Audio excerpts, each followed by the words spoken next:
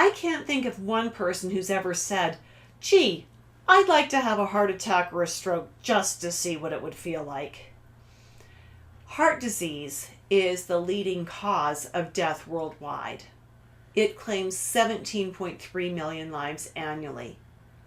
Do you know what your inherited cardiovascular risks are? I'm Judith Cobb, Master Herbalist, Natural Nutrition Consulting Practitioner, and Certified Comprehensive Iridology Instructor.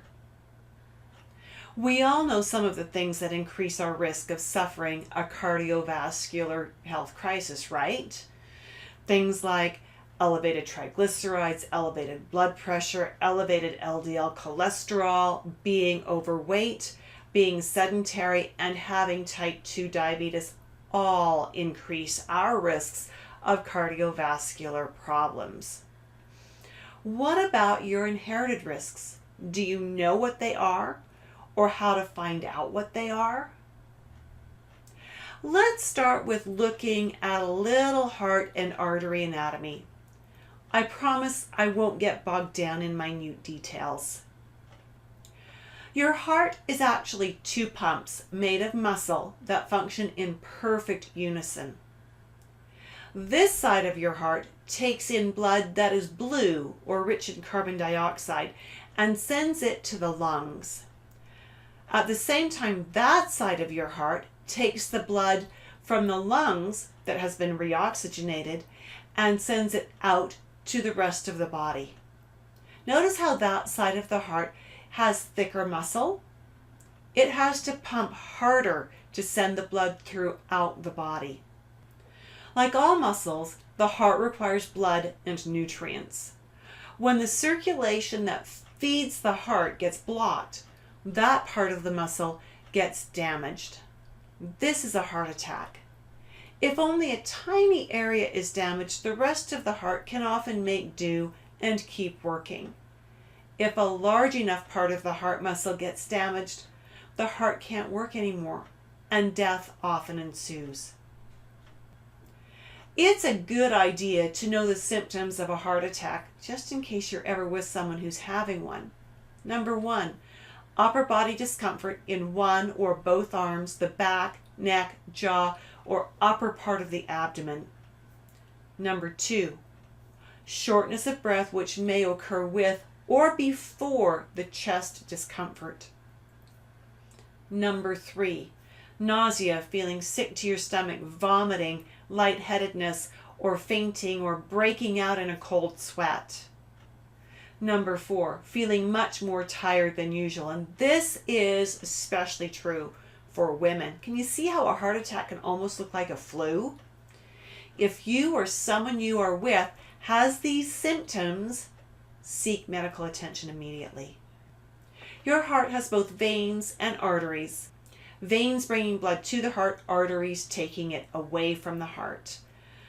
The veins are much more thinly muscled because there's not as much pressure in them.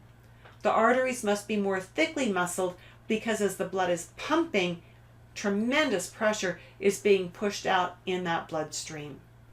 When cholesterol and minerals, also known as plaque when they're combined, build up inside the arteries, the blood flow gets restricted.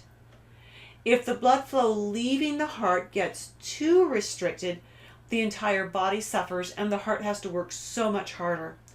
If a blood clot or a chunk of plaque breaks off and flows to the brain and blocks circulation in the brain, part of the brain dies, and that is called a stroke. Where does the plaque come from? The easy list is hydrogenated fat, so think of junk food, fast food, packaged food, refined food, and foods that are high in refined carbohydrates. So think of things like baked goods, white flour, white sugar, carbonated beverages, sugary anything, alcoholic beverages, and artificially sweetened anything. It's equally likely that you might be with someone who is suffering a stroke, so you want to know those symptoms too. You want to start with checking their face. Does one side of the face droop? Can the person actually smile using both sides of their mouth? Check their arms. Can they raise both arms and keep them up, or does one start to float down? Could also affect one leg, where they then have problems walking because one leg isn't working right. Check their speech. Is the person slurring their words? Do they understand what's being said? Give them a simple phrase to repeat, and if they can't repeat it to you, there's a problem. Remember that time is of the essence here. The best chance of recovery from a stroke happens with the fastest medical intervention. In the event of an emergency, I would certainly call for an ambulance. And after the immediate crisis was over, I'd certainly start integrating natural remedies as well, as long as they weren't contraindicated by the medical treatments. But what do I do and what do I recommend to help prevent and reduce these risks from ever cropping up? Because no one wants to have the risk of a cardiovascular incident. First is to eat veggies. Lots and lots of veggies, lots of salad veggies, lots of green leafy stuff. The second is just to eat a lot of veggies. This can include sturdier vegetables as well, because when we look at the different colors and the nutrients they contain, when we look at the antioxidants and the fiber, vegetables really are very, very cardiovascular supportive. And the fiber, of course, is great for helping to regulate cholesterol. Protein is important too. For those of us who like animal protein, I do still suggest balancing it out 50-50. So half of your protein from animal sources and half from plant sources. You can eat more plant sources if you'd like.